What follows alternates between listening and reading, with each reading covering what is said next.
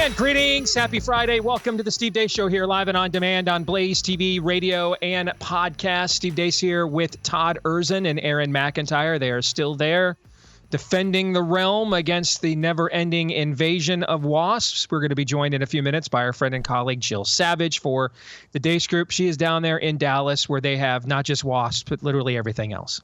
All right. We are brought to you by our friends over at Jace Medical. According to a new report, President Biden has signed off. Well,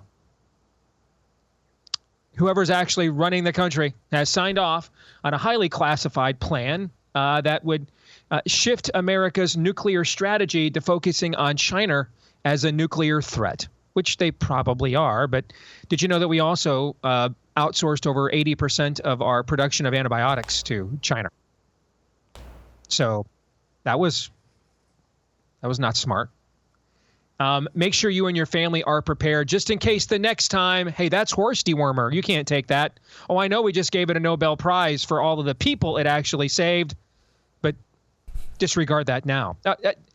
Hydroxychloroquine, I mean, I know tens of millions of people literally on this planet have taken the drug safely and been healed by it, but it's dangerous, don't you know? That could be your drugs, your meds, venerable antibiotics like doxycycline and amoxicillin could be the next ones to get retconned so we can make room for more breakthroughs like Death is near.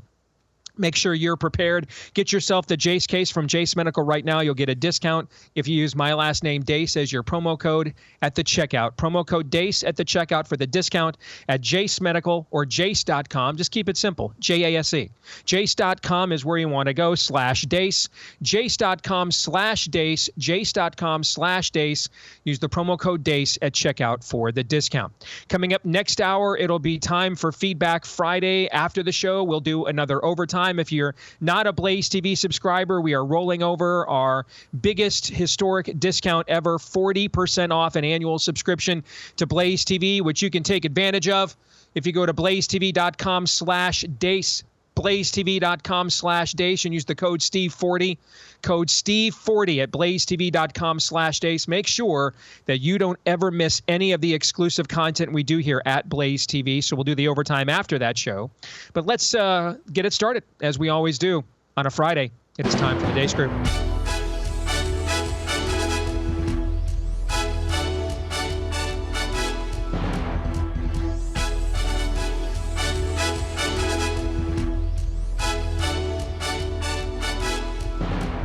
Your weekly look at the week that was begins, as it typically does, with issue 1, Bleep, Lord Nefarious Says.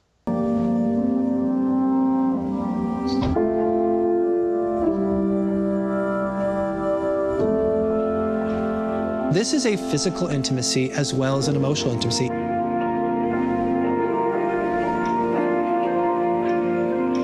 This is the same kind of relationship that Lincoln had been engaging with other male bed partners back to Bill Green and going to Joshua Speed.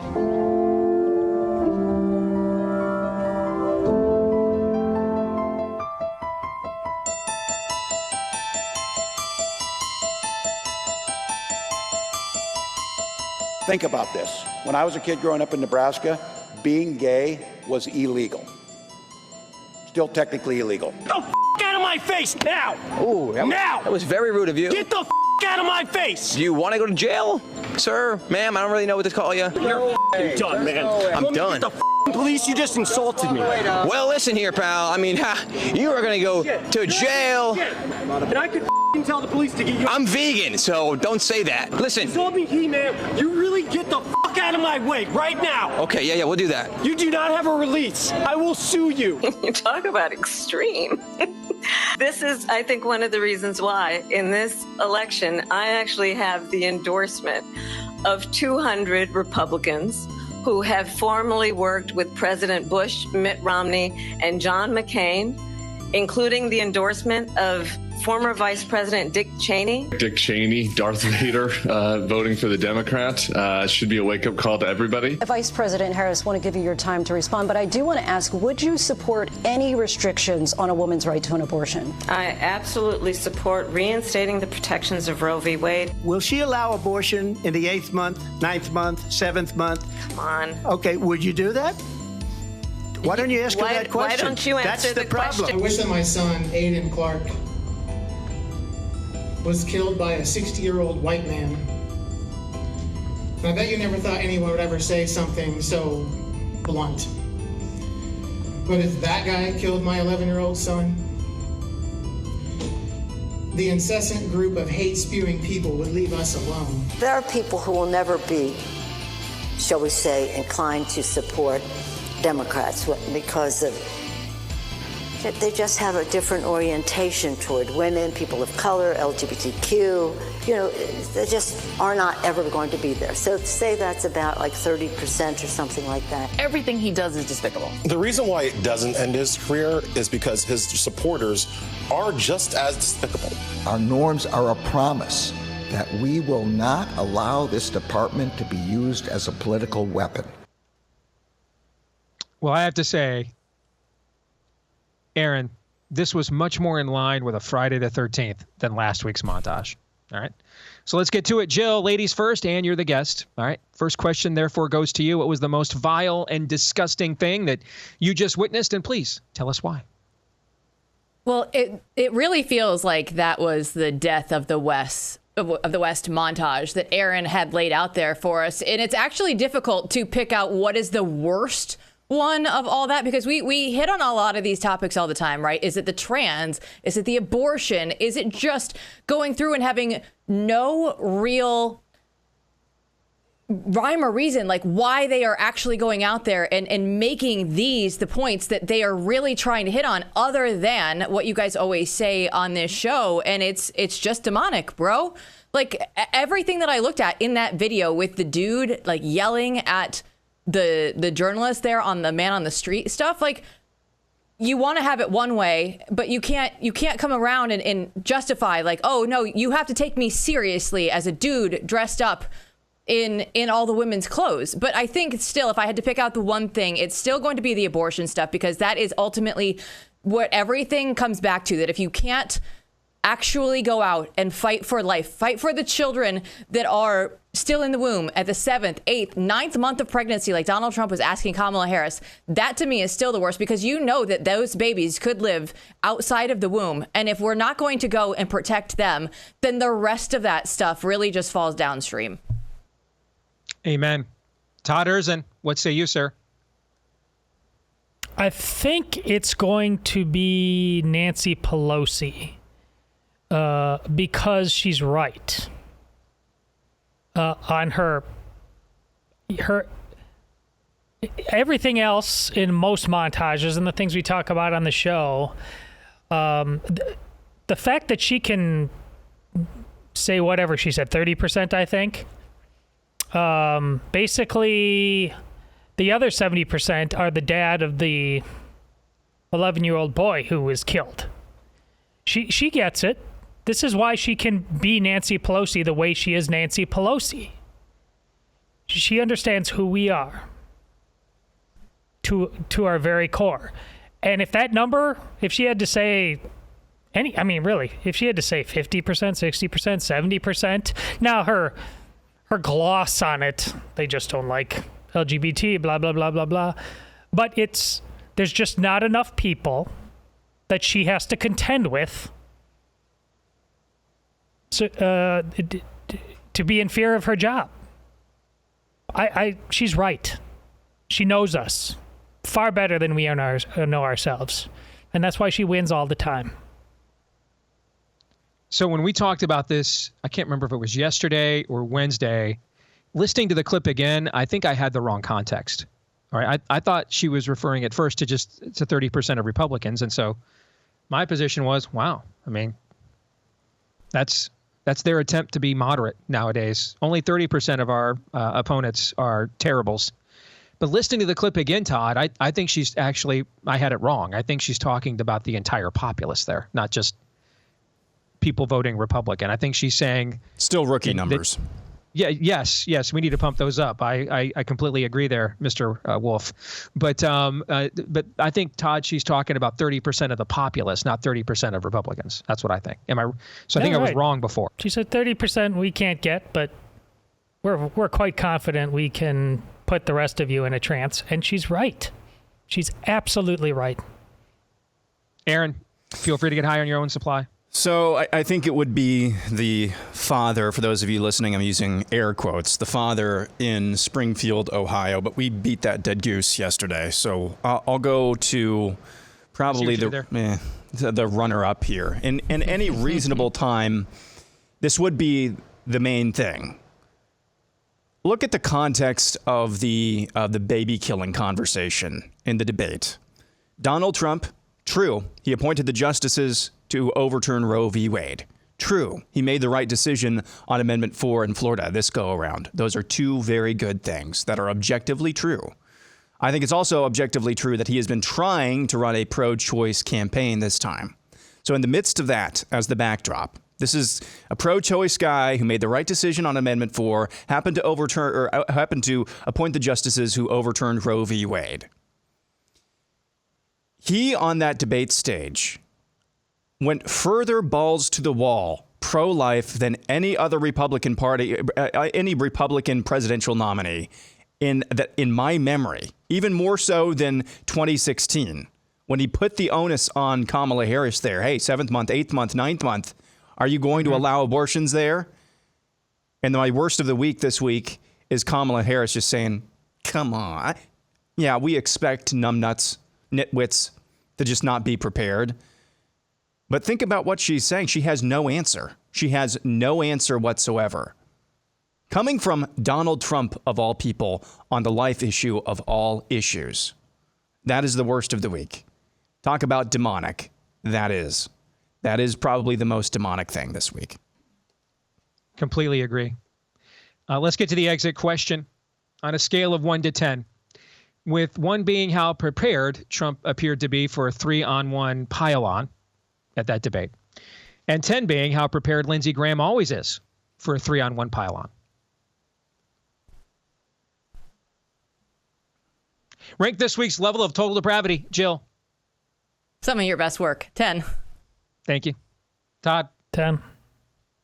Aaron? 10. Before we get to issue 2, a word about our friends over at Real Estate Agents I Trust. In these unprecedented times, Bing, bing, bing, bing. Indeed, all the dings. Let me just boil it down. I think it's the worst housing market in American history right now. And if I'm wrong, it's at least the worst in the last 15, 16, 17 years. So make sure you are prepared. If you are in a position where you're like, I have no choice, man, I'm getting relocated for a job, or I'm just that daring. Okay. There's a thin line between bravery and stupidity, right? Don't cross it. All right. Make sure you go in with an agent you can trust, and we'll help you get one of those. The website that says it all. RealestateAgentsITrust.com is where you can go. And a lot of times these agents are going to be from right here in our audience at the Blaze. All right. We vet their track records of success before we put them on the list and recommend them to people like you. All right. And that way you can rest assured that whether it is across the country, across the state, across town, wherever it is you need to go, we'll find you an agent that can get you to the end result, get you the dub that you are seeking and is harder than ever, I think, to accomplish in today's real estate market. RealestateAgentsITrust.com is where you want to go. Again, that is RealestateAgentsITrust.com. All right, let's get to issue 2. The culture war comes to Springfield. We had heard rumblings from this small city in Ohio a few times over the past year, but this week they reached a fever pitch. Thanks to the Biden-Harris administration, Springfield, Ohio, just south and west of Columbus in the Buckeye State, became ground zero for the #1 crisis in the country, immigration. The Biden-Harris administration, in the aftermath of unprecedented instability in the Caribbean country of Haiti just a few years ago, shipped 20,000 Haitians into Springfield, ballooning their population from 40,000 to nearly 60,000 residents. And it went off without a hitch, except try telling that to the wild geese. Wherever they're at, that's what they're used to, bro. They're in the park grabbing up ducks by their neck and cutting their head off and walking off with them. I see a group of Haitian people. There was about 4 of them. They all had geese in their hand. And the elderly women. It is so unsafe. I have men that cannot speak English in my front yard screaming at me throwing mattresses in my front yard, throwing trash in my front yard. And 11-year-old Aiden Clark and the homeless. For 25 years, I've worked with the homeless in this community. Homeless problem. I don't know of a single homeless Haitian in this town because they all got vouchers. But I can show you a whole bunch of people that have been displaced. Other than that, life is pretty good in Springfield, Ohio. Kamala Harris in 2021 bragged about her and Biden's efforts to resettle those Haitians. Starting with our administration, we gave TPS, temporary protected status, to Haitian migrants, 55,000. And then more recently, we extended temporary protected status to over 100,000 Haitian migrants for that very reason, that they need support, they need protection. So yesterday I did 30 minutes with Megyn Kelly on her show, and half of it we spent talking about this story. And one of the things is and Aaron did a good job as well, and had some of the same stuff that Megyn's show lined up about 24 hours ago. But I mean, they came loaded for bear. They brought receipts. They had all kinds of clips, all kinds of testimonies, all kinds of quotes from people there in Springfield about what is going on the ground.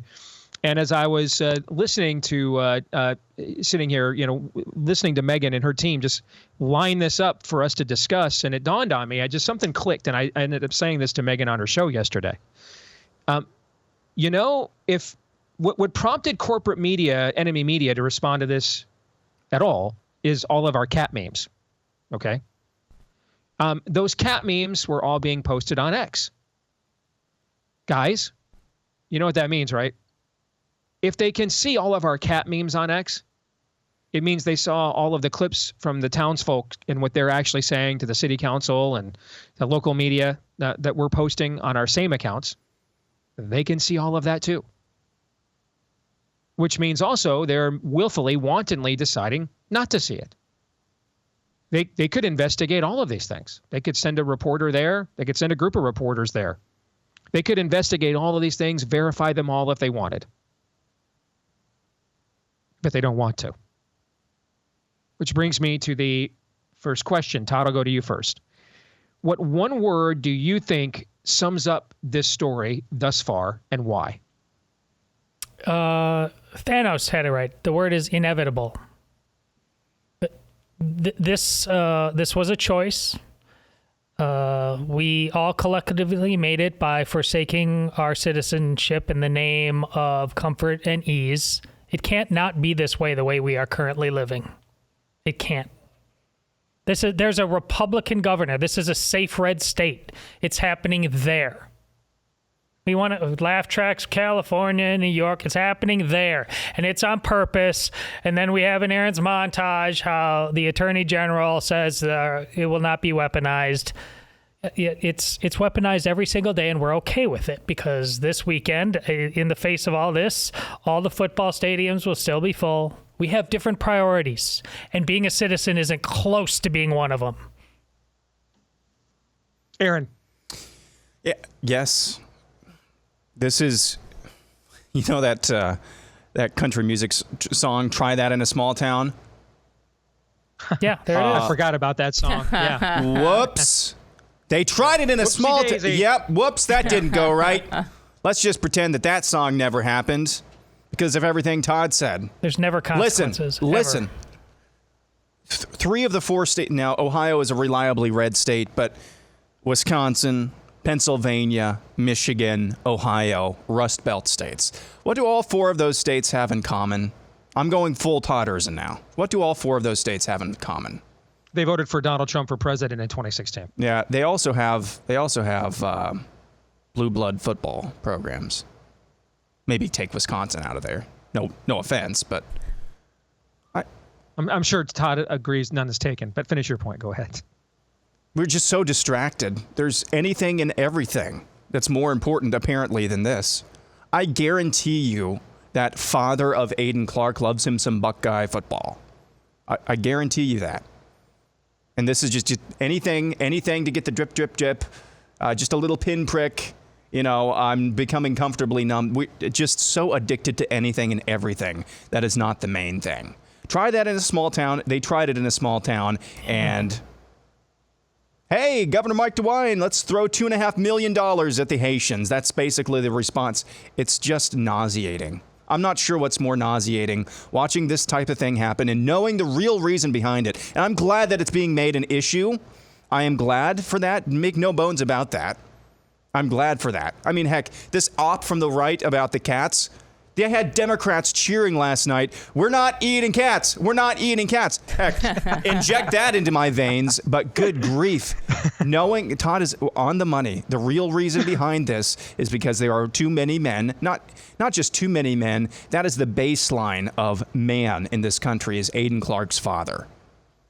So that's the real reason that we're here. Do I have to amend my previous statement? Maybe X is real life now. Is it real life now? I mean, it's driven this entire story on both sides. Maybe X is real life. There's not until there's consequences, it's not. Well, that's why X would be real life. Everybody does whatever they want. Use an anonymous screen name, say anything about anybody I want, engagement farm off of anything I want. Well, concoct a reality that isn't real, all that I want, and I'll engagement farm the bleep out of that. That kind of sounds like real life. A non-tough guy who will say everything and do nothing. Exactly. Yeah, red state. Yeah. I mean, they've already, Ohio, what? Just within the last year, they checked, we want more baby sacrifice. That now Haitian voodoo, good. What? That's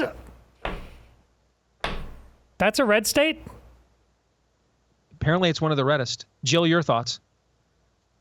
My word for this would be sacrifice for many different reasons, right? Of course, the cats that are going out there, as Todd just mentioned, the voodoo that they like to do, but also just the sacrifice of, if some of your kids have to be, murdered by either the Haitians or the illegals elsewhere across the country, you know what? Sorry, you're just blessing of liberty, Jill. Sacrifice that blessing of for liberty. The bigger cause. Sacrifice not only your homes, as the man in the video said there, we don't have anybody on the streets because they all have vouchers. So you are going to have to sacrifice your homes, Americans. You're going to have to sacrifice your way of life. Oh, but Barack knows that we need to change our traditions, right? That was something we just thought, she's just kind of crazy back then. Where are we from when Barack Obama took office to looking at where we are right now with all of the illegals / migrants in this country? And we're all just being told, hey, you have to take this. What are we doing right now in Congress? The SAVE Act has passed in the House. We can't get any of these spineless Republicans to stand up and make this an issue and attach it to the spending bill. Thomas Massey was just going out there this week and saying it's all just political theater, guys.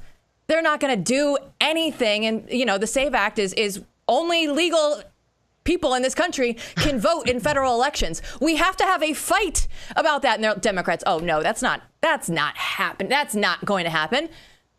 Okay, if you say that, let's just go ahead and pass this one. Just give us this one, you guys. Everybody agrees that only legal citizens here should be able to vote in federal elections. That's not a hard one. We should be able to pass simple things. But every time we look at this, you know what, Americans?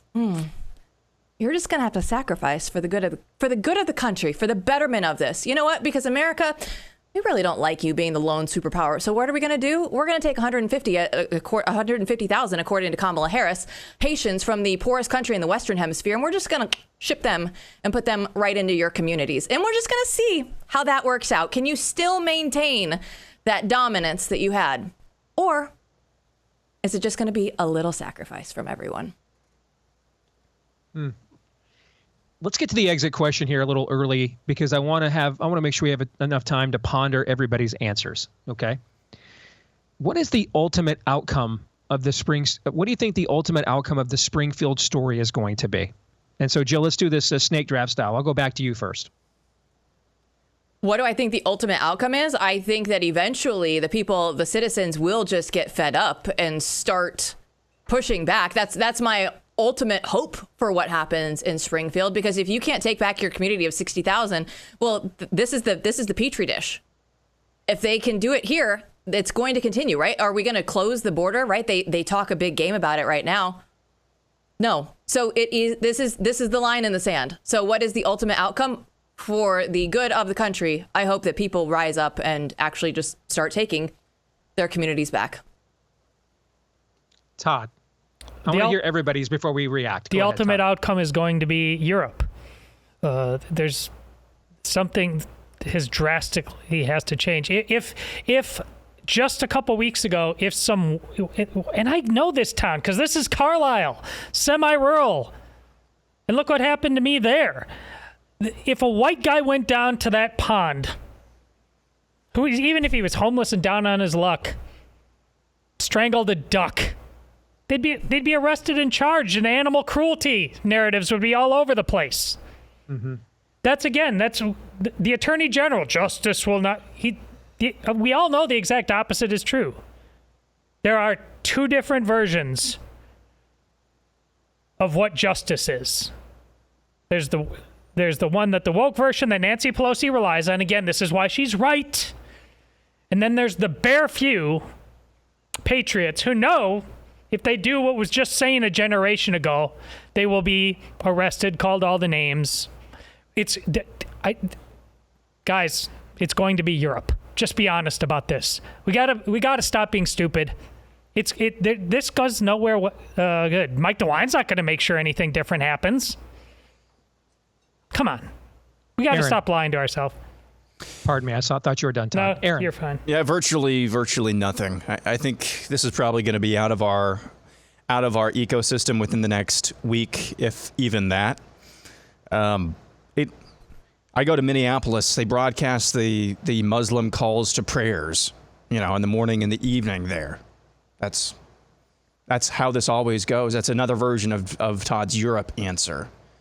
Eventually, you either assimilate, or you will be, or you will either assimilate if you're coming here, or you will assimilate the natives. And in this case, that's Americans. So essentially, Springfield is just little Haiti. I think that's the ultimate outcome.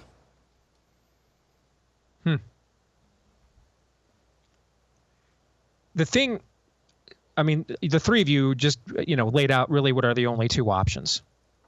But I really think, you can hear the frustration in the voices of the people. You can hear the frustration in you guys' voices talking about it.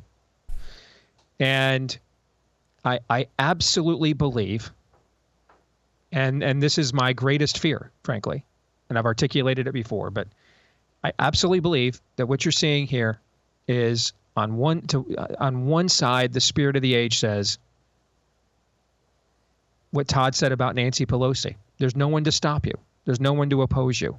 You're at first and goal, run it down their throats, and close this thing out. Let the freak flag fly. Do whatever you want. Yeah, Steve, look at the people who showed up.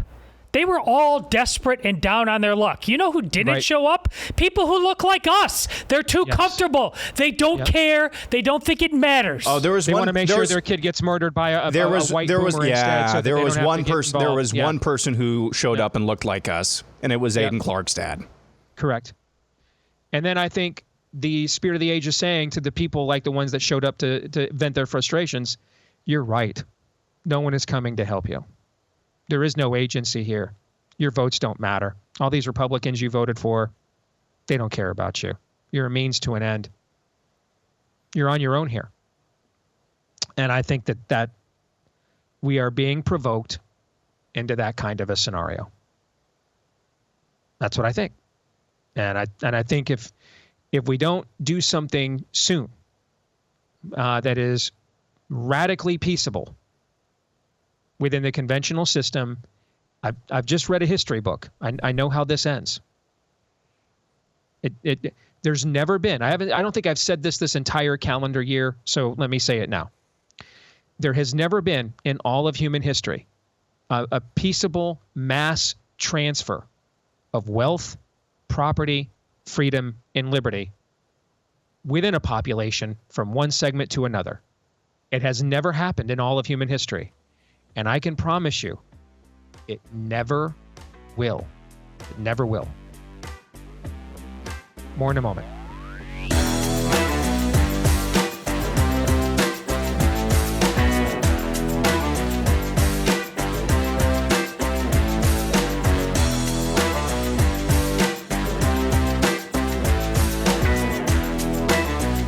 All right, ladies, mark your calendars. Our Blaze TV colleague, Allie Beth Stuckey, has an event coming up there in Dallas on September 28th. It's called Share the Arrows, including the likes of Candace Cameron Bure, Rosario Butterfield, who has an incredible story if you've never heard it before, Francesco Battistelli, and more.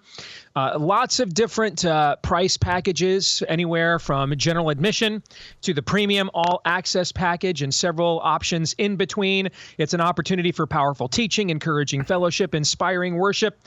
So if you want to gift this to the lady in your life, all right, go to sharethearrows.com. Sharethearrows.com. Again, sharethearrows.com. Brought to you by Carly Jean in Los Angeles. Sharethearrows.com is where you want to go. Again, that's sharethearrows.com. Let's welcome back in Jill Savage here, also our Blaze TV colleague, as we march on with your weekly look at the week that was. Let's get to issue 3, 9/11, 23 years later.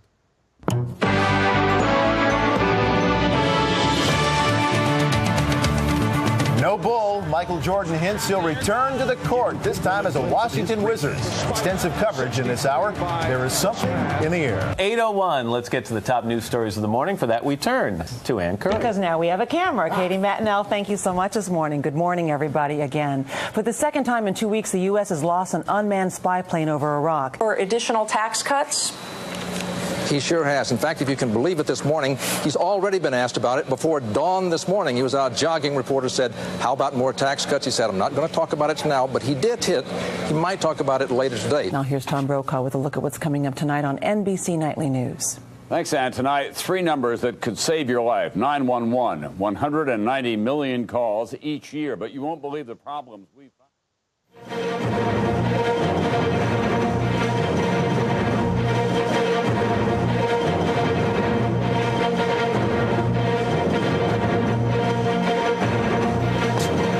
It's 8:52 here in New York. I'm Bryant Gumbel. We understand that there has been a plane crash on the southern tip of Manhattan. You're looking at the World Trade Center. We understand that a plane has crashed into the World Trade Center. We don't know anything more than that. We don't know if it was a commercial aircraft.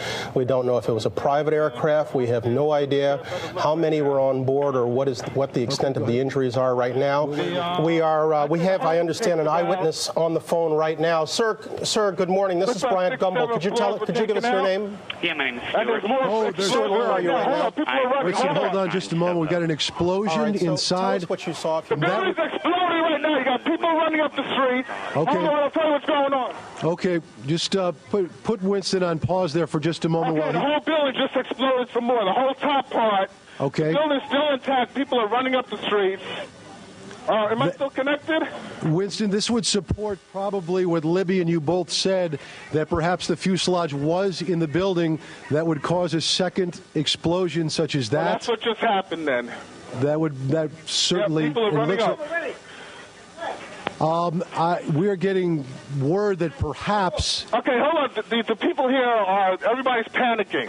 All right, Winston, let me put Winston on hold for just a moment. Okay, I don't know how much longer we're staying. I'm inside of a diner right now. Well, Winston, you know what? If you could give us a call back, I just don't want to panic here on the air. Let's just take some of our pictures from News Chopper 7. Now, one of our producers said perhaps a second plane was involved, and let's not even speculate to that point, but at least put it out there that perhaps that may have happened. The second explosion would certainly back the theory from a couple of eyewitnesses that the plane fuselage perhaps in those upper buildings. Let's read these words the fast way without making a mistake. Get ready. Kite. Yes, kite. Get ready. Kit. Yes, kit. Get ready. Steel. Yes, steel. Get ready. Plane. Yes, plane. Get ready. Must. Yes, must. Go to your speaker reader up from under your seat. Open your book up to lesson 60 on page 153.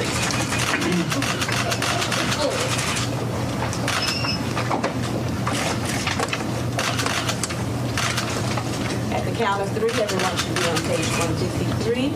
If the yellow paper is going to bother you, drop it. Oh my goodness. Oh, my goodness. We're looking at a live picture from Washington, and there is smoke pouring out of the Pentagon. It would appear that there has been another major explosion, this one in the nation's capital. You are looking at a scene of apparent blast aftermath. There is smoke in the air over the Pentagon.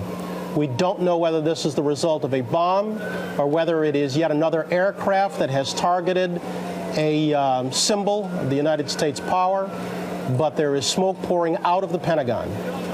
This is coming at 9:43 Eastern Time. The president right now is on his way back from Florida. He had gone there for an educational event. In a brief remarks, he said this was an apparent terrorist attack on our country. We do have a couple of reports, one from AP, one from Reuters, reporting that an American Airlines plane was hijacked, that a United Airlines plane was hijacked, supposedly one of those two planes hijacked out of Boston. This is as close as we can get to the base of the World Trade Center. You can see the firemen assembled here, the police officers, FBI agents, and you can see the two towers. A huge explosion now raining debris on all of us. We better get out of the way. When I took the call over, there was a soft-spoken, calm gentleman on the other end. He told me that there's 3 people that have taken over the flight. At that point, I asked him his name. He told me Todd Beamer. He was from Cranberry, New Jersey. When he wanted to pray, was your sense then that he knew that? Yes, I did. I felt that he knew at that time because he had said, "Oh, Jesus, help us." And then he said, "Lisa, would you recite the Lord's Prayer with me?" They're all heroes in my eyes. They really are. They all pitched together and they did what they thought was the best thing to do at that time. And I feel that Todd played a great role in that because when he told the guys, "Are you ready?" I assumed that they were waiting on his cue. Then they responded to him and he said, "Okay, let's roll." We get down probably another half a floor and the building collapses on us. What was that like? I mean, did you know what was happening at the time? Now, the building was falling and I more or less thought, that I was dead. It was just a matter of seconds now. Did it get very dark all around you? I'll be honest, I closed my eyes. I closed my eyes basically and just hope my family thought well of me and that it was all over. I want you all to know that America today is on bended knee in prayer for the people whose lives were lost here, for the workers who work here, for the families who mourn. This nation stands with the good people of New York City and New Jersey and Connecticut as we mourn the loss of thousands of our citizens. I can hear you.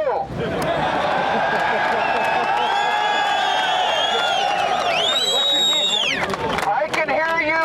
The rest of the world hears you. And the people who knock these buildings down will hear all of us soon.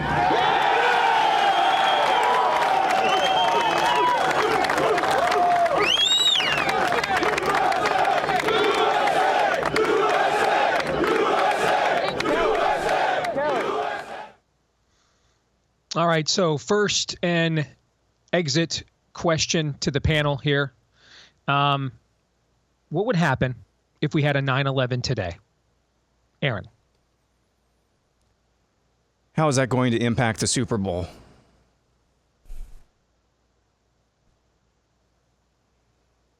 It didn't impact the last one. And that was 25 years ago, but yeah. That's not the point that I'm making. Everybody's posture in the aftermath of 9/11 was get to church. What's going on here? Our first reaction, as it was, we already know the answer to this question. We came in the middle of March. I can't remember which one of us remarked it. Maybe it was listening to a national sports talk radio show when they shut everything down.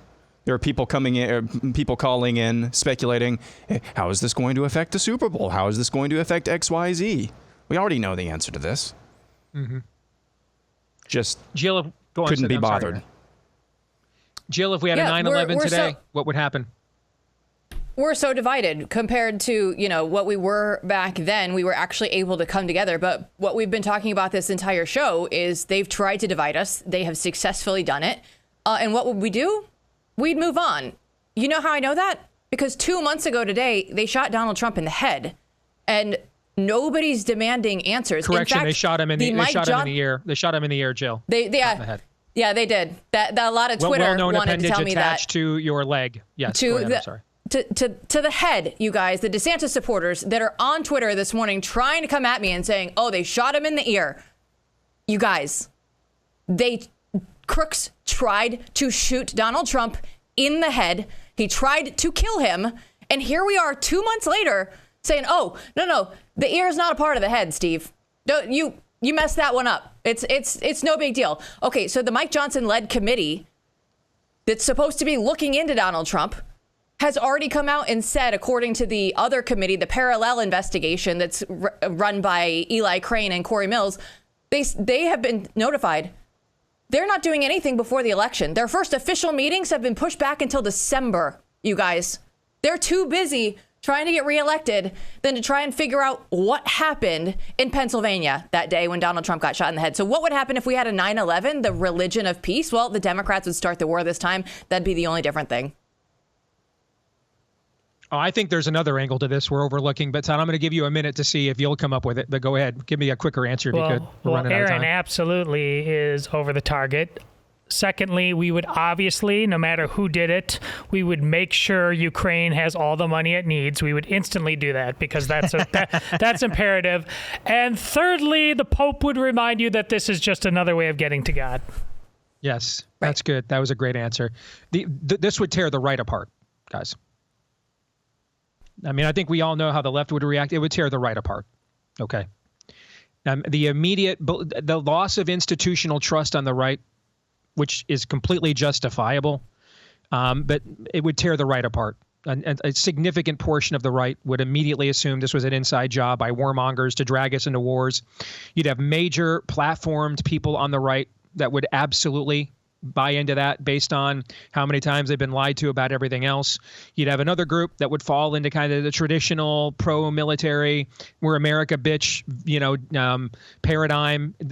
Forget about the left. Before you even argued with the left about what to do, it would tear the right apart. It would tear the right apart. Let's get to issue 4. Our kicker topic. What's the second most important American event of the 21st century after 9/11? Todd. The election of Donald Trump. It's just the baseline note for everything. Everything. Pandemics, Russian collusion, whatever it is.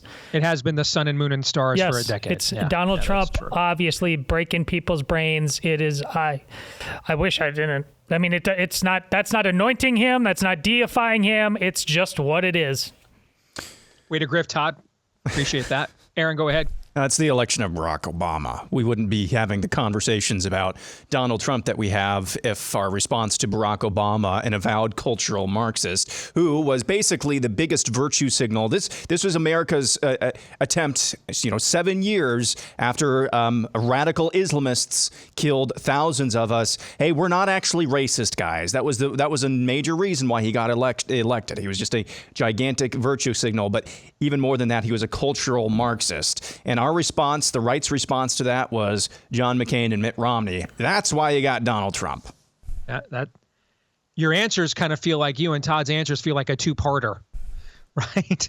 I mean, those are both very good. Jill, good luck trying to top that. Go ahead. It's Call Me Caitlin.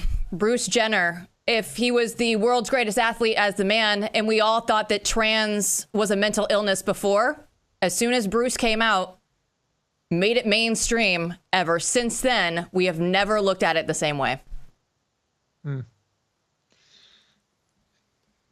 Hate all your answers. Let's get to predictions. Jill, you go first. Go ahead.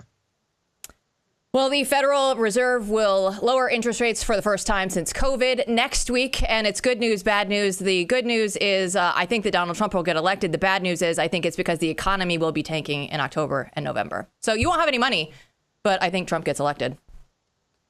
All right. Todd. Well, the story that the press desperately wants to ignore or spin away, voodoo cat sacrifice and culinary delights in Springfield, Ohio, they're trying to replace it now. You've seen in the last 24 hours of the news cycle about Laura Loomer. as Trump's advisor. Yeah, they've had her in their hip pocket here for many a moon. Here, yes. Trump will, worlds will collide, and in order to take it to best what the press is trying to do, Trump will send a Laura Loomer to do on-the-ground reporting in Ohio.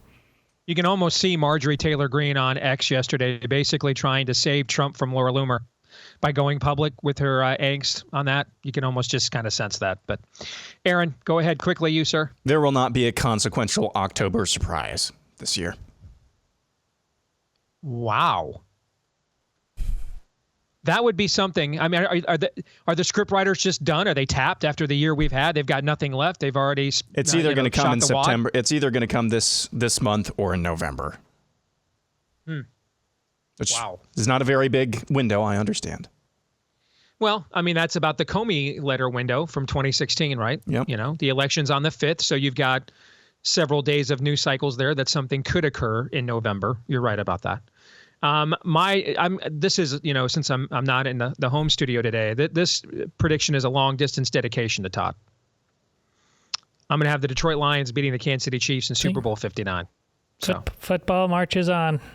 It does. Relentlessly. Yes. If that is Jill, your thoughts. If that is the actual matchup, I do agree the Lions will win. All of the pressure will be on the Chiefs. No pressure on the Lions. It's going to be a Steve versus Aaron Super Bowl. Do you remember after the whole Penn State Jerry Sandusky thing, I said, like, what the whole nation needs to see is an empty football stadium for a year. That's what this whole country needs writ large with football. None. It doesn't deserve it. You should look at empty football stadiums on Saturdays and just look at it. Apparently, that's the only thing that's going to get them to understand what Isaiah 1, where would you yet be struck? They don't understand any other language. They're crackheads. Well, I got to tell you, I need to see the Detroit Lions in the Super Bowl before the Haitians start sacrificing geese here in West Des Moines, Iowa. All right. I mean, the clock is ticking on all of us, Matt. The clock is ticking on all of us. Jill, good to see you as always. Thank you. You too. That was a very hesitant response. It was. You know, some Fridays are better than others, Steve. When Aaron plays that montage at the beginning, I was like, you know what? Was that a good one? That one, I'm going to be thinking about that all weekend. Yeah, You're welcome. It was troubling. You're welcome. Enjoy your weekend. Indeed. Thank you. All right, we're going to come back. Feedback Friday is next. It's your turn. All right, stay tuned.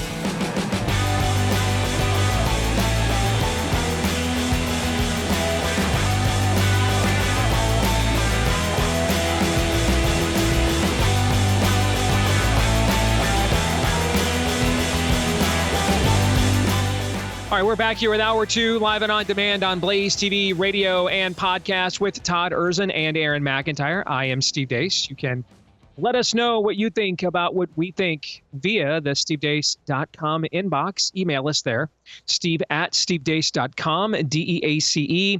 Like us on Facebook, MeWe, and Gab. You can follow me at Steve Deace Show on X, Getter, Instagram, and TikTok. If you listen to the podcast version, if you wouldn't mind, leave us a 5-star review, please, if you like us. And thank you to all of you who have. Also, hit subscribe, or if you're tuned in on iTunes, hit follow, and that'll make sure that every time we do one of these episodes anew, it shows up in your podcast feed as well. And we thank all of you that have done that for us as well. Don't forget, we have a brand new YouTube page. We're going to try to start over here and see if we can get a clean cut, Corky, with YouTube.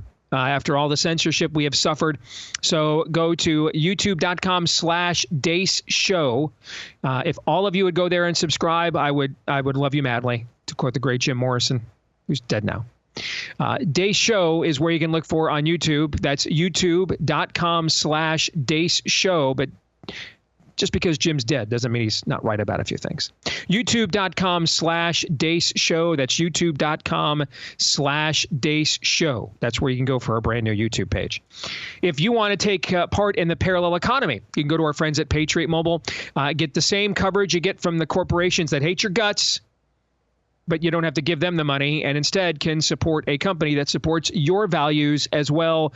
I've seen it with my own eyes. It's rare I go and either attend or speak at an event of significance on the right anywhere in the country that Patriot Mobile has not ponied up to make that happen. So when we talk about them reinvesting back into the country, back into the kingdom, I've seen it with my own eyes. They do exactly that. I spoke at 2 events this year that just so happened to be sponsored by Patriot Mobile, for example. All right. So our family uses Patriot Mobile. No complaints. We love the U.S. based, which means you can understand them. Customer service team. Make the switch today. If you do, get a free month of service when you use my name, Steve, as your promo code. With the promo code Steve, you get a free month of service at patriotmobile.com/Steve. Again, that's patriotmobile.com/Steve. A free month of service with the discount code Steve at patriotmobile.com/Steve. All right, you guys ready for some Feedback Friday? Let's go. You bet. I always move the most important notes to the top. Let's start with this one from Brian White. He says, my wife and I just tried a fantastic pumpkin spice syrup. It's from a company called Chalk Zero. We've tried several of their other keto-friendly products and haven't found anything we didn't love. So I think you're going to love this. Now, please delete this email. I can't have it getting out that I was promoting pumpkin spice. Whoops. Anyway, as soon as I got your note, Brian, I ordered the product right away. Had it delivered to the house. Got here yesterday. I sampled it. It's fantastic, Brian. It is absolutely fantastic. And so therefore, I just thought you needed the recognition that you deserve with this recommendation for pumpkin spice. You did great. All right. And so everybody, I want to make sure you congratulate Brian. It's with a Y too, by the way. Brian with a Y. B-R-Y-A-N. B-R-Y-A-N. Brian White. Brian White. Okay. Again, we want to thank Brian White for the outstanding pumpkin spice.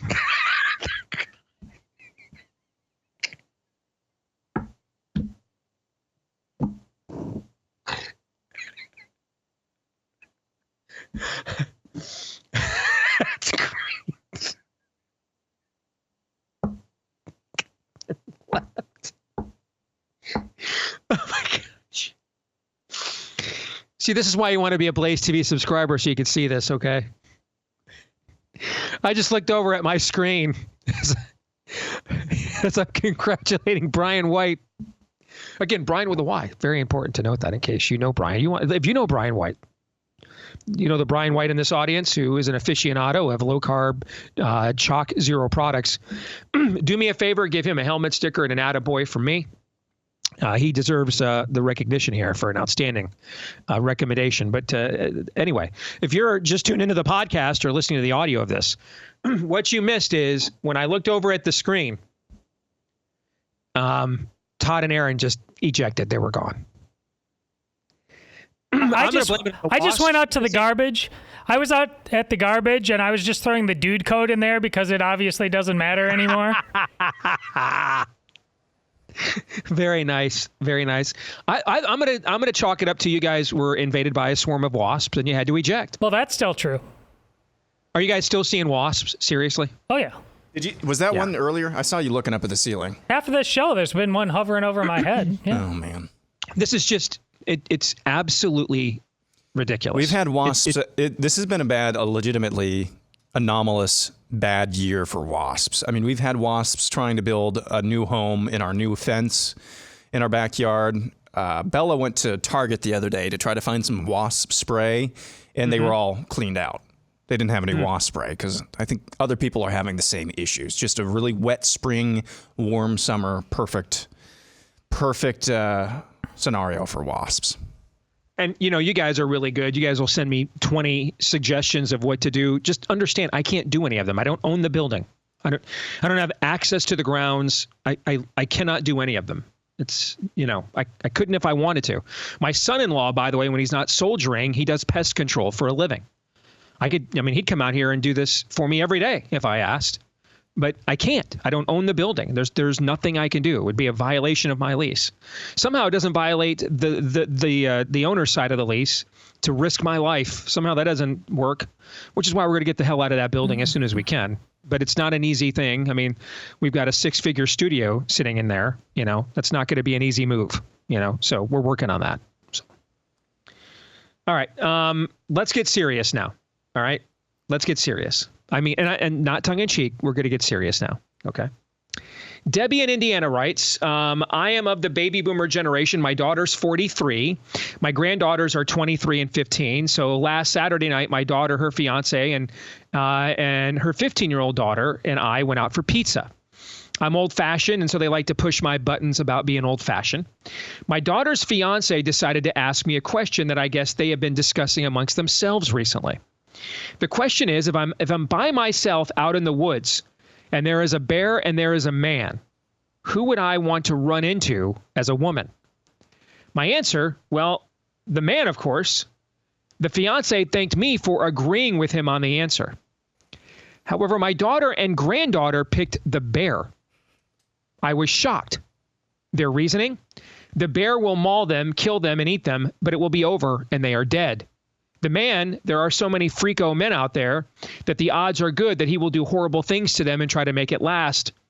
And they'll have to live the rest of their lives, even if they escape, have to live the rest of their lives with that emotional pain and trauma. I was like, what the bleep? I agree there are sick people out there, but the odds are in their favor that the man would do his best to get them out of the woods into safety. Man's nature is to protect women and children in danger. At least that is my thinking. So the next day I asked my 23-year-old granddaughter, who wasn't there that night, just knowing that she would agree with me. No, she also picked the bear. I did ask a close friend who was older than me, and then she agreed with me. Thankfully. Have you three ever heard of anything like this? Have the ladies in your lives ever heard this question?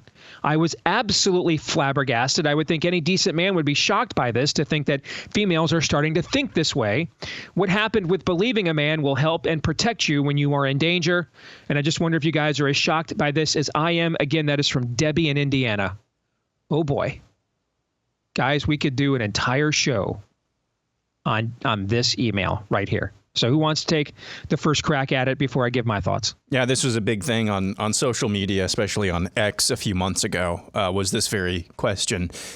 And it's comical on some level, but I think it actually points to a very deep-seated level of programming in our society. Now, on this program, as we have often said and often rehashed, we're hardest on the men, one, because we are men, and two, in the biblical worldview, men are the ones with the responsibility here. So it's always easiest. You want to go to the source of the problem. You got to go upstream, and usually that flows from the state of the men. But I think this is another example, though, of the deep-seated programming in our culture that just says to women, all men are fill in the blank. This is the gender or sexuality version of critical racist theory. Because of what's between your legs, you are inherently fill in the blank. And there has been an entire generation of women, maybe a couple of generations of women en masse, who have been programmed into thinking that all men are going to automatically, if you run into them in the woods alone and you don't know them, they're worse than a bear. That's basically the outcome of generations of programming. And going back to what I started off with, it's not as if there's not, without excuse, it's not exactly like we don't have examples of men not acting like men. That's what we talk about ad nauseum on this show. But I think there's more at play here, and it's a deep-seated, really a cultural Marxist programming to just paint all men as being fill in the blank, wicked, evil, creepy, disgusting. Like I said, fill in the blank. Mm-hmm. Yeah, it's programming, but it's programming that only can work in the vacuum that men create and accept. This is why I was so pissed off about Nancy Pelosi. She understands the math and why she can get away with this reprogramming. There's only 30% of these kinds of men.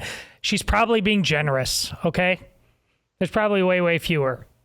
You can't, it's like, remember, Steve, you just brought it up. I can't remember the context. Maybe it was even earlier this week. At the very latest, it was last week, about that young 20-something blonde chick who's woke, but she went out on a date with a real guy, and she was just whoa! It was a viral TikTok video from about 3, 4, 5, 6 months ago. This is all possible. Because the joke I just made earlier about throwing the dude code in the trash, the real dude code is regularly thrown in the trash all the time. Yeah, that is a perfect example, because I remind you, with that viral TikTok video, that same young lady had a very, and still to this day, if I'm not mistaken, has a very long-standing and public feud with her father, who insists that her father insists that he did everything he could, gave her all sorts of money. You know, they left when she was 6 years old, but it's okay because I took care of them monetarily with money. And it's a very long-standing feud. That's a perfect example, Todd. Aaron is correct that this is Marxist programming. He's 100% correct. Just as it's 100% correct that what went on in this presidential debate earlier this week was a complete and total ambush. Maybe if there was a more unprofessional presidential debate in American history, I would like to see it.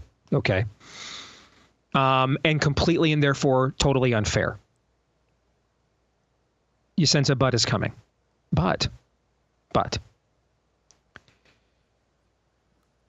the job of president, if you look up the Senate, if you go to thesaurusonline.com, type in President of the United States, one of the synonyms for president, unfair. The job's unfair. It's unfair, which of all people, Donald Trump should know. They tried to impeach him over a lie called Russian collusion. They then impeached him over something that was actually true when he tried to get quid pro quo on Ukraine with the Bidens, and that all turned out to actually be true. So they impeached him over a lie, and then they impeached him over something he said and tried to get more evidence of that turned out to be true. They tried to murder him. They let a math club flunky go full Peter Parker right in full view of the Secret Service and get a Sirhan shot at him. Unfortunately, Psycho Geek missed, unfortunately for them anyway. Need I go on? He's had a not insignificant chunk of his family's fortune taken from him because a woman who can't recollect all the facts is on record saying some just crazy, freaky, nasty stuff. Says, just trust me, he assaulted me in a dressing room 40 years ago, and I'm just now getting around to doing something about it. I mean, if anybody ought to know how unfair things are, you'd think it would be Donald Trump. That's why you have to be prepared. Everything's unfair. Everything is. So have a plan. Know that going in. You cannot play into their narrative. I'm just going to tell you, is there never any time that I'm going to go along with we got victimized there? No. I mean, when I look at what's going on with the prayers outside the abortion clinic they're trying to put into prison, that they're victims, okay? But I'm just going to tell you, a man's default should be, what did I do to make this happen? How do I fix this? I mean, that's the masculine instinct. It is not to just kvetch. It is not to just play victim. At least it's not supposed to be. So my bar for when I'm gonna let our side pout is like really high. Like it's off screen how high it is. It's really high. Okay. Most of us want it though in this day and age to be like somewhere down here. Along the same lines. Everything Aaron said about this programming that they have done to the young women is correct. And you can see this generationally in Debbie's note. She went to a boomer woman of her generation, and she just assumed that she'd have much better odds with a man that would be willing to protect her in the woods than a bear who she knows going in has no protective instinct whatsoever. But she has not been worked over by a generation of this stuff. However, but, what's the current state of masculinity in America that it deserves any kind of this benefit of the doubt at all? It didn't have to play into all these stereotypes. We didn't have to see that men are more inclined when an elderly person is being attacked by somebody on a subway or on a train, that the men are more likely to grab their phones and film it than step in and defend the innocent. We didn't have to do that. We just chose to. We didn't have to. My new prayer is the old prayer was, Lord, please do not let me violate your law and your commandments and understand what it means to forgive in my rage, forgive those who killed my son. The new way is, Lord, why couldn't my son have been murdered by a 60-year-old white man so that I could just fully immerse myself in the guilt that, the spirit of the age would reward me for exhibiting in public? That's the new way, which is playing into the script that Aaron articulated.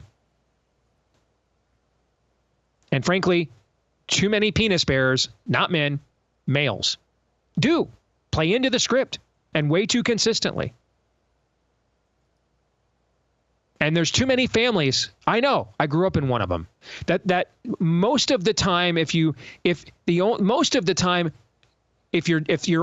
man gets off the couch, it's to rage at you or your mom. The men are the problem. The market for this stuff would be greatly diminished if it weren't for the actual actions of the men. We play into it. So no whining, no bitching and moaning, no kvetching. No, that's unfair. No, you're unfair. You're unfair. Get off your ass. You're unfair. You're a loser. You're unfair. You're what's unfair. Get a job. Marry a woman. Raise a kid. Get out of mom's basement. Smack ass. You're a loser. You're what's unfair. Stop being quiet when Aunt Petunia hijacks Thanksgiving with her MSNBC talking points because you're fearful of the wife who probably isn't giving you sex anyway, is going to side-eye you again at Thanksgiving. Man up. Stop it. You're pathetic.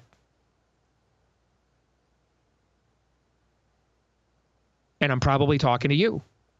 Someone should have told you these things a long time ago. And you wouldn't be as pathetic as you are right now. You're not misunderstood. You're a loser. Stop being one. I know. I thought I was misunderstood too. I thought it was unfair. It was unfair how I grew up and what happened to me and everything else. And, so I thought I was totally justified weighing over 400 pounds. I thought I was totally justified bringing my oldest daughter home as a baby and putting her crib in the room with my porn collection. I thought it was totally justified. I was the victim here. It was unfair. It was unfair. Nope. I was just a fat loser.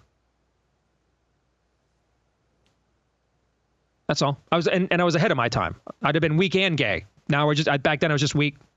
Just a fat loser. And that's what most of you are. Too many of you are fat losers. Stop it.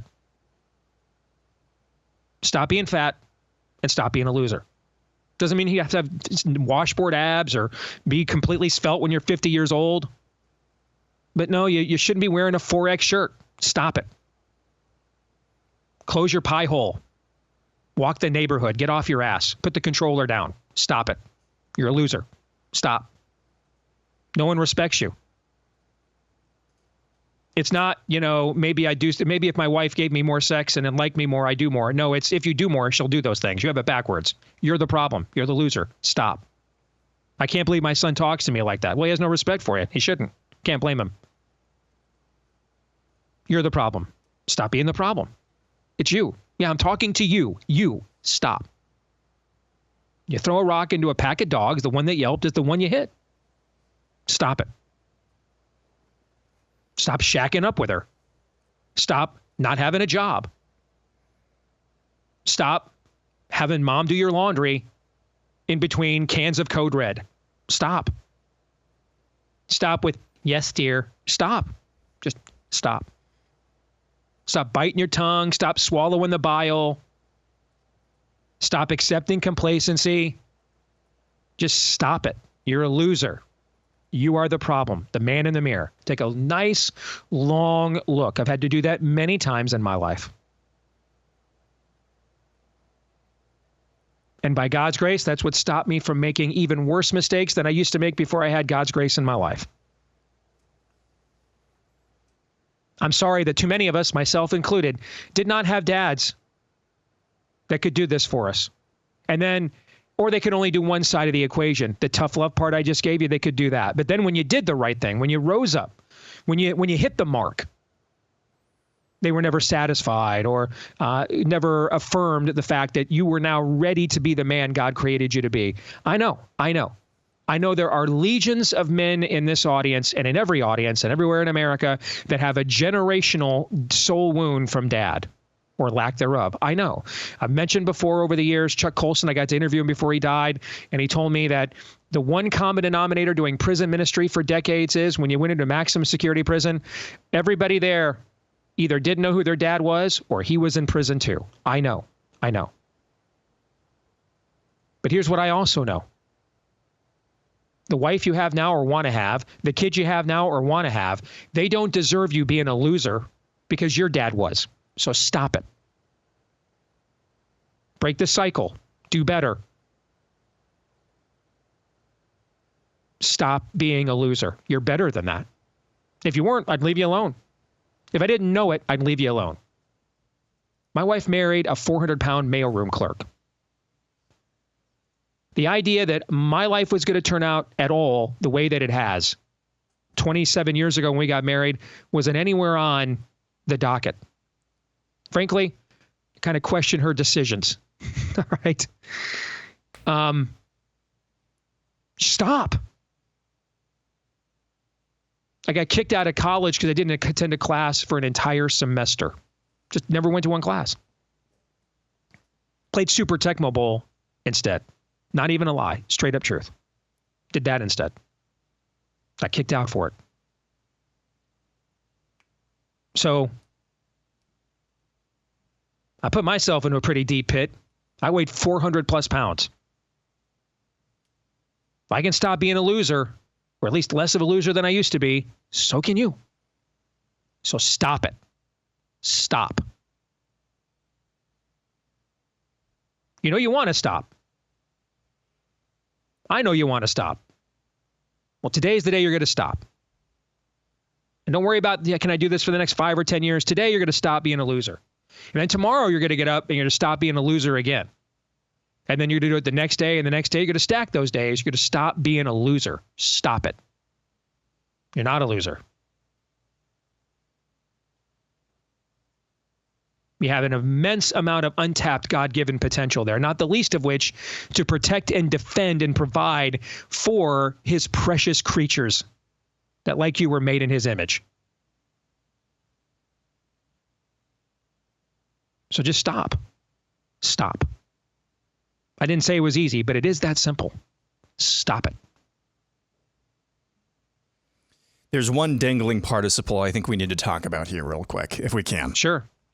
So you talk about, the average male being more inclined when they see something happening in front of them, something violent, being more inclined to take their cell phone out than intervene.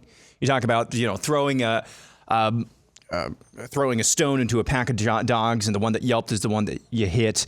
One yelp that I hear is that, there's one guy named Daniel Penny who on a New York City subway actually did see a guy threatening, acting violently, scaring other passengers.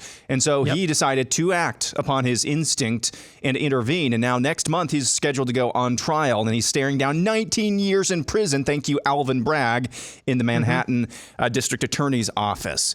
What would you say to those people? Because I think that is, I still think that is, you protesteth much. I don't think that is a worthy comeback to this, because, and I'll just say this here, and I want to get your take on that. If you really believe that is the baseline, if that is the baseline reaction from the average male in the United States, why isn't there a Daniel Penny every single day? Correct, that's exactly what I was about to say. It's easy to pick them off when it's just one. Correct. But if there's 1,000 or one every single day, Alvin, do you think Alvin Bragg's going to chase down all of these prosecutions? No way. You said exactly what I was going to say. I'll just add this. I'm so glad the rest of the disciples and the apostles, when they saw one of them getting martyred, didn't say, I guess I got to walk away from all of this. That's not an excuse. As a man, nothing good happens in this world without some form of your own suffering. Nothing does. Nothing. Your mom suffered greatly, anywhere from 12 to 36 hours to bring you into this world. Your Lord suffered even more mightily than that to give you hope for the next world. There's nothing.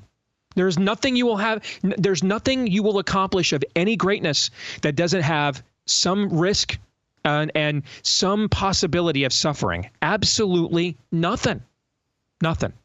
I walked away from a $90,000 a year job 14 years ago, which isn't great money, but it's a nice living in Des Moines, especially when the media outlet I work for is by far the #1 media outlet in the state. And so on top of the living I made, I got to do almost everything in this state for free. There wasn't a nice restaurant that I couldn't eat at for free almost any night. I could take my kids to the amusement park all summer long for free. Could go to the ball games for free. Could do everything for free because of the connections at that station. And my kids were young. I took the risk. I walked away thinking there was bigger and better things that God had planned for me than just Des Moines. I didn't know that. It might have failed. No idea what would have happened.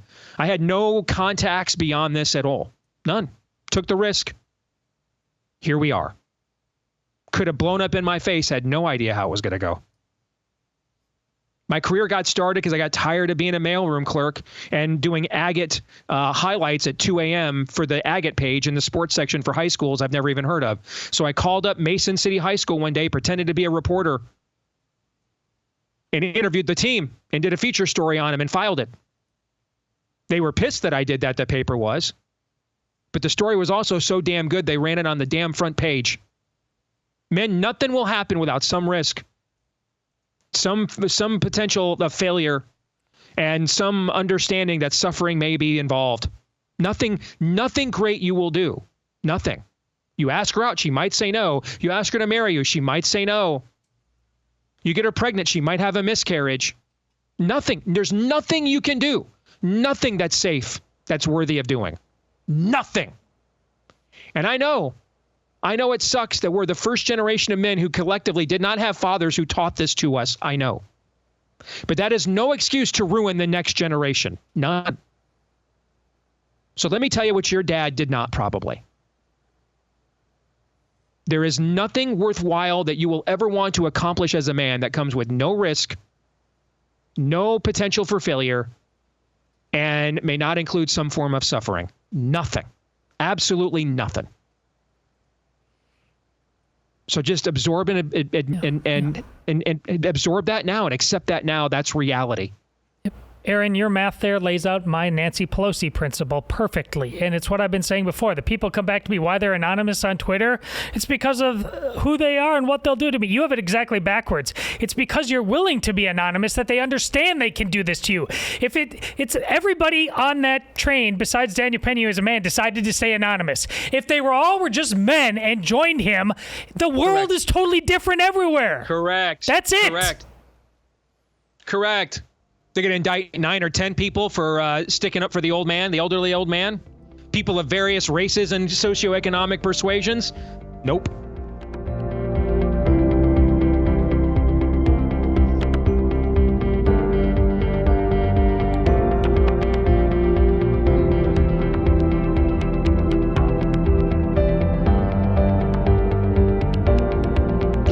Our friends over at Hillsdale College continue to be on the cutting edge of the battle between education and liberty, and they just provide so many resources that help us to defend our values and our cherished traditions, try to defend and preserve this maybe last best hope for humanity east of Eden.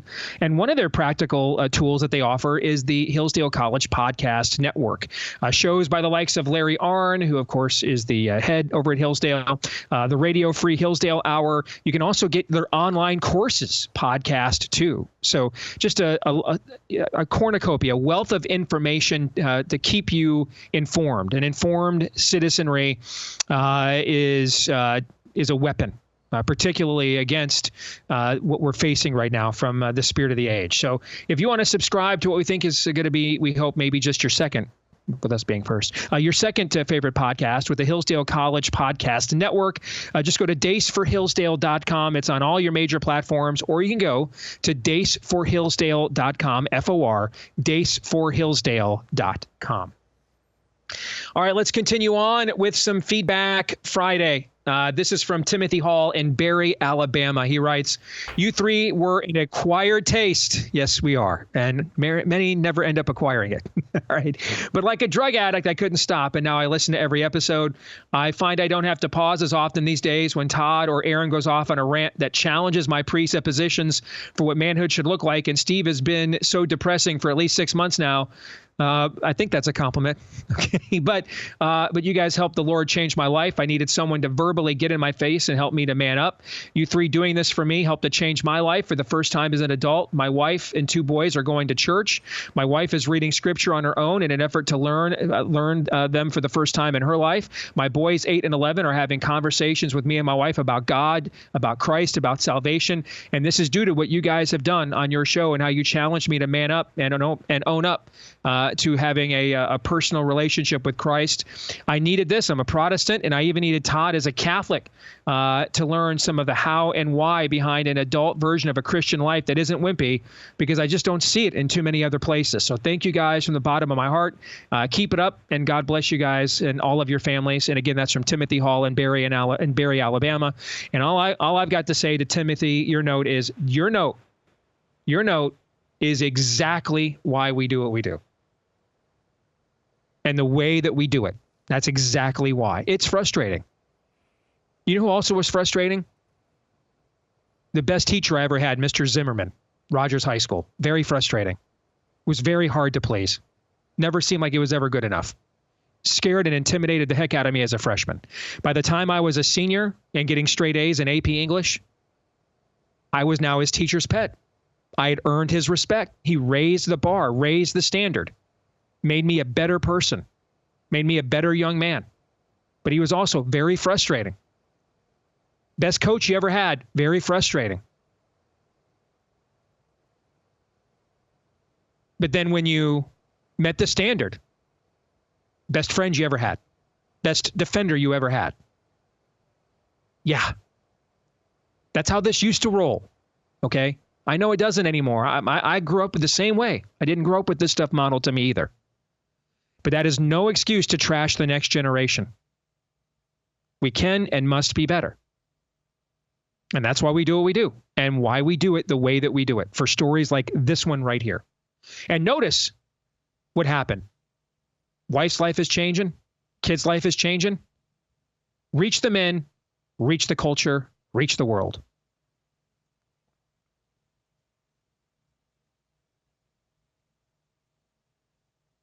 Let's go here next.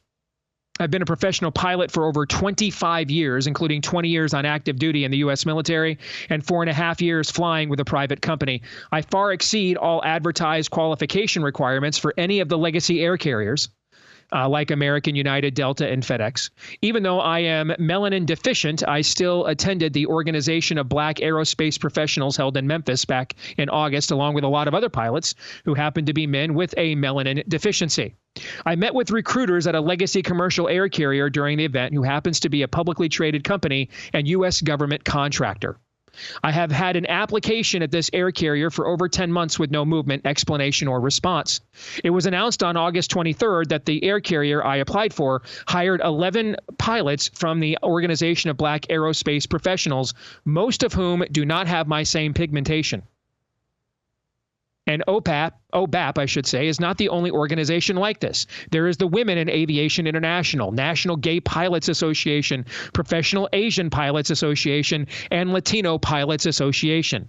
All of these organizational events, seemingly pilots were hired by this company who do not share common skin color characteristics or genitalia with me, nor the same idea of the proper use of male-female genitalia. Do you have any advice on how to approach this situation? Signed, my name is not Bill.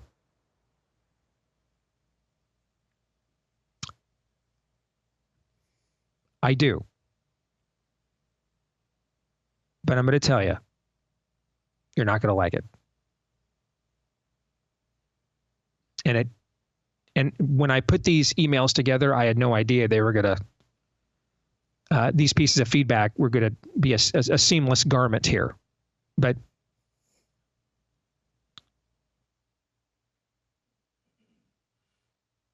I don't think it's fair to say, on one hand, that because these pilots are parts of these groups, they're automatically less qualified. However,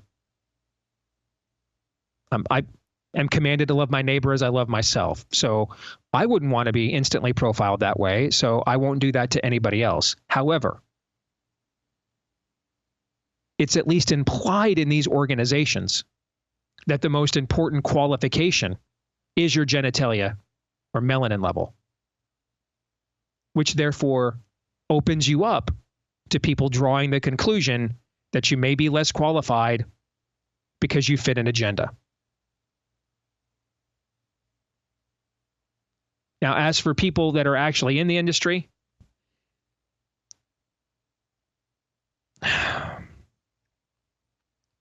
it's the same answer I would give to a teacher who told me, I don't want to teach this pagan crap and this Darwinian mythology to the kids at this school anymore. What would you have me do? Totally different industry. Totally different industry. Same answer. Same answer. I don't want to sit through another DEI thing at my corporation anymore. I work for I'm just making something up now. I work for a big bank. And they make us all sit through all of this DEI, ESG garbage. And what do we do? What do we do? Totally different industry. But I'll have the same answer. And it goes back to what I said last segment in a broader context.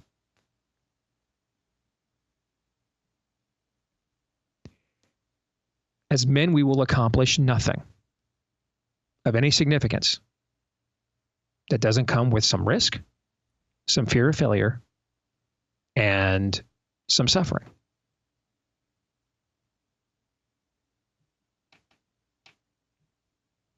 And I've modeled this myself.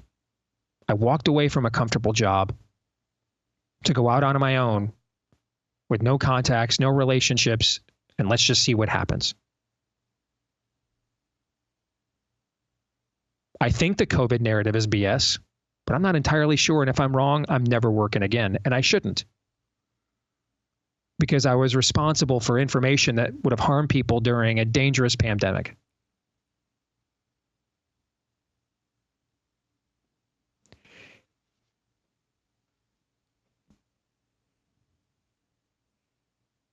The only thing that's going to stop this stuff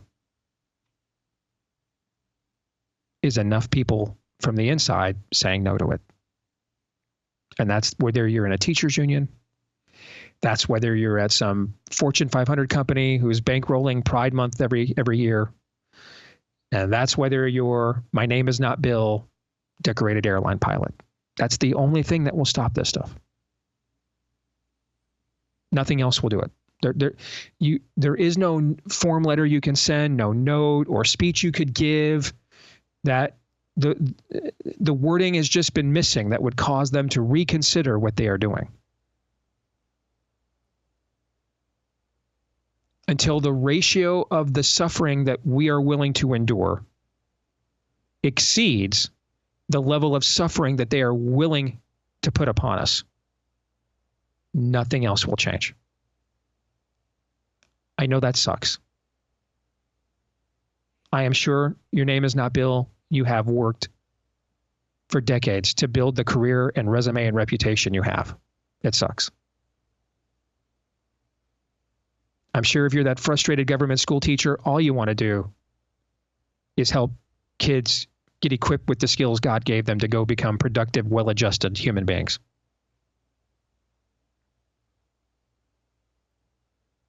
I'm sure you're at that Fortune 500 company because you're really gifted at something.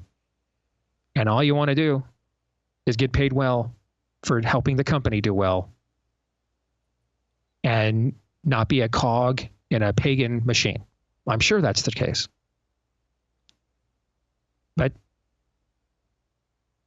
a fallen world doesn't work like that.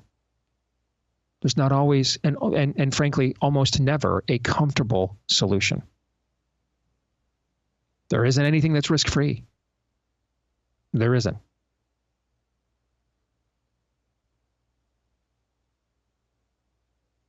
The Blaze could put somebody else here in the afternoons that will do the low-lying fruit content I won't do. I won't do it. I don't believe in it. I think it's a grift. And they would make a lot more money if they did that than they're making off of me. They're making really good money off of me, but we're leaving money on the table because I won't do stuff like that. Which means if I'm going to do that, I'm taking the risk now. I've got to be really good at what I do because they're absorbing some risk and extension by letting me do things that other shows don't do. Everybody has to take a risk. There's nothing without a risk. Nothing. And risk means it's not assured. It may not work. But, it was called the Montgomery bus boycott, not the Montgomery bus ride. And I bet walking to work in the Montgomery, Alabama heat sucked. I'm guessing. Particularly after a long day of work, when you're on your feet already as it is. And you're probably playing Dodge the Lyncher back and forth to work. That probably sucked. All this stuff we take for granted is because other men before us were willing to endure. That sucked. And we will leave nothing for future generations unless we are willing to endure. That sucked. That's just the way it works. It's a fallen world. There are no ways around this. There are no alternative theorems, formulas, strategies, equations that have yet I'm sorry, Mr. Shakespeare, there are not any undiscovered countries of wisdom and strategy. We're not a nation of laws. We never have been. We're a nation of political will, and we always will be. It's not fair to ask you, my name is not Bill, to risk your career for a point after all you've done to be great at what you do. It's not fair. World is not fair. It's not a fair world. It's a fallen world. Not a fair world. It's a fallen one. So we're going to have to do a lot of things that aren't fair. And if we don't, the people that are doing this to people like you, my name is not Bill, they're going to totally redefine what the word fair means. That's just where we are. I don't know what else to say. There is not a master strategy. There's not a form letter. There's just not. Here's the plan. My answer is no. Bring it. That's my plan. That's the plan. I'm going to say no. I'm going to go with no. Yeah, I'm going to go with no. I'm going to ride that puppy out. It's going to be a no from me, dog. Bring it on. Nope. No, I'm not doing that. And then you'll get other people whose answer are the same. Yeah, we're not doing that either. That's going to be a no from us. And then before you know it, now you got a movement. But it has to start with somebody saying, nope.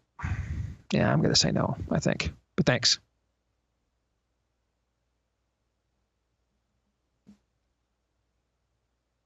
I get these kinds of questions a lot.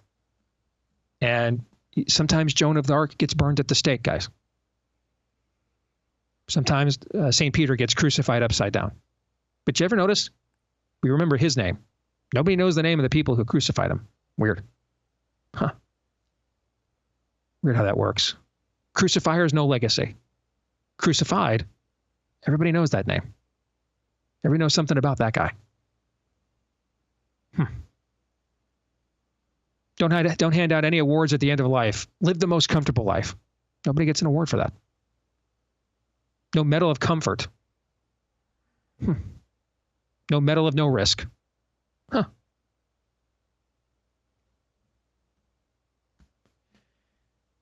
I know a lot of us also are looking for practical tools when it comes to raising our families here in and amidst the spirit of the age.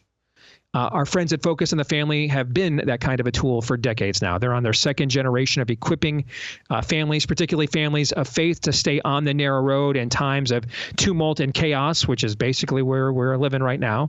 So if you're looking for those kinds of practical tips, biblically sound advice on marriage and parenting that is both relatable, practical, and maybe even interesting, all right, you can subscribe to the Focus on the Family with Jim Daly podcast at Focus on the Family with Jim Daly. That's D-A-L-Y. FocusOnTheFamilyWithJimDaly.com is where you can go. FocusOnTheFamilyWithJimDaly.com. Again, that's FocusOnTheFamilyWithJimDaly.com. That's where you can go. FocusOnTheFamilyWithJimDaly.com. All right, before we get out of here, gentlemen, any final thoughts from the two of you? We got about a minute left. Yeah, remember, Aslan is not a tame lion. You're all too tame. Look around you at everything you do. Work, leisure, family, everything. You're probably too tame. Change it.